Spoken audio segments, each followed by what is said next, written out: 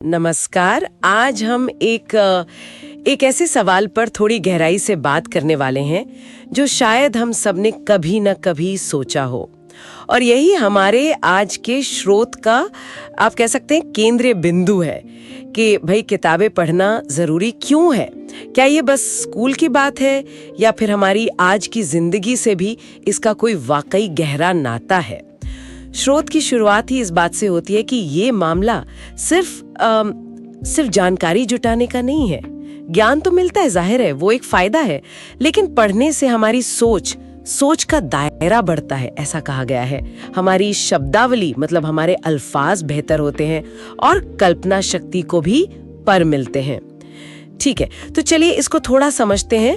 ये सोच का दायरा बढ़ना ये असल में कैसे होता है? हाँ, ये सोच निखारने वाली बात जो है ना, ये वाकई में दिलचस्प है। स्रोत इसी पर जोर देता है, और वो इसलिए क्योंकि जब हम पढ़ते हैं, खासकर अलग अलग तरह की चीजें पढ़ते हैं, तो हम अनजाने में ही कई तरह के विचारों से, नजरियों से, तर्कों से रूबरू होते हैं। हमारा दिमाग क्या करता है?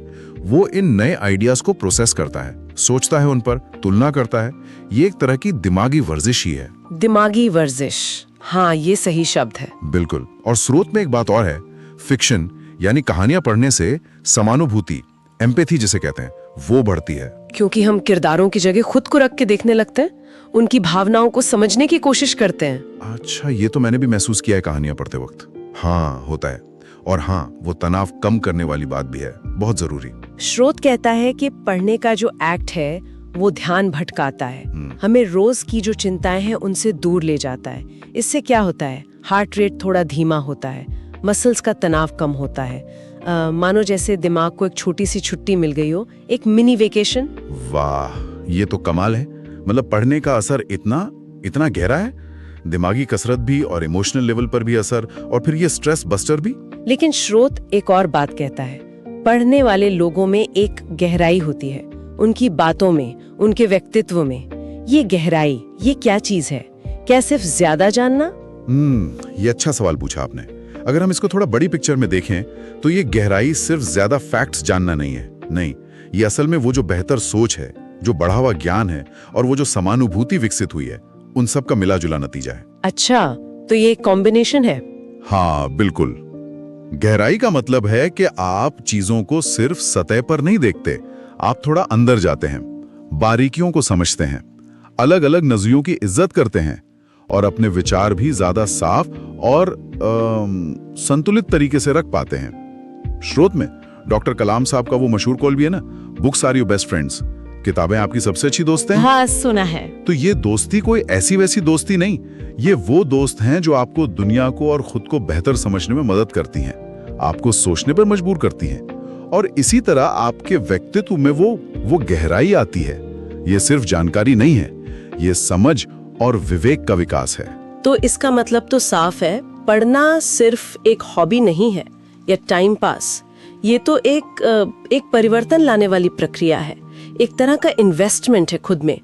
हमारी सोच तेज होती है, हमें बात करने के लिए बेहतर शब्द मिलते हैं, कल्पना की दुनिया खुलती है, तनाव कम होता है, और हमारे नजरिए में, हमारी पर्सनालिटी में एक ठहराव, एक गहराई आती है। स्रोत का जो निष्कर्ष है और जो एक तरह का आह्वान है वो भी यही है कि भाई आज ही कोई किताब उठाएं, सिर्फ पढ़ने के लिए नहीं, बल्कि खुद को थोड़ा और बेहतर बनाने के सफर पर निकलने के लिए। और वो कहते हैं कि निराशा नहीं होगी। बिल्कुल सही कहा। और ये बात जो है, ये एक अहम सवाल भी उठाती है आखिर में। स्रोत कहता है खुद को बेहतर बनाना। ये तो बहुत बड़ी बात है, एक व्यापक लक्ष्य है। तो अगर कोई व्यक्ति पढ़ने के जरिए सफर को शुरू करना चाहे, तो क्या स्रोत ये बताता है कि पहले किस चीज पर फोकस करना ज्यादा फायदेमंद हो सकता है? क्या पहले अपनी वोकैबुलरी मतलब शब्दावली बढ़ानी चाहिए ताकि अपने विचारों को अच्छे से रख सकें, या फिर अलग अलग नजरियों को समझने की जो क्षमता है उसे बढ़ाना चाहिए ताकि दुनिया की जो जटिलता है उसे समझें, या शायद शुरुआत बस उस मानसिक शांति और सुकून से करनी चाहिए जो पढ़ने से मिलता है? आजकल की भागदौड़ में वो भी बहुत बड़ी चीज है। हाँ, ये सोचने वाली बात है कि पहला कदम किधर हो। बिल्कुल, कि प्राथमिकता क्या हो, शब्दावली, समझ, या सिर्फ शांति? ये एक सवाल है सोचने के लिए।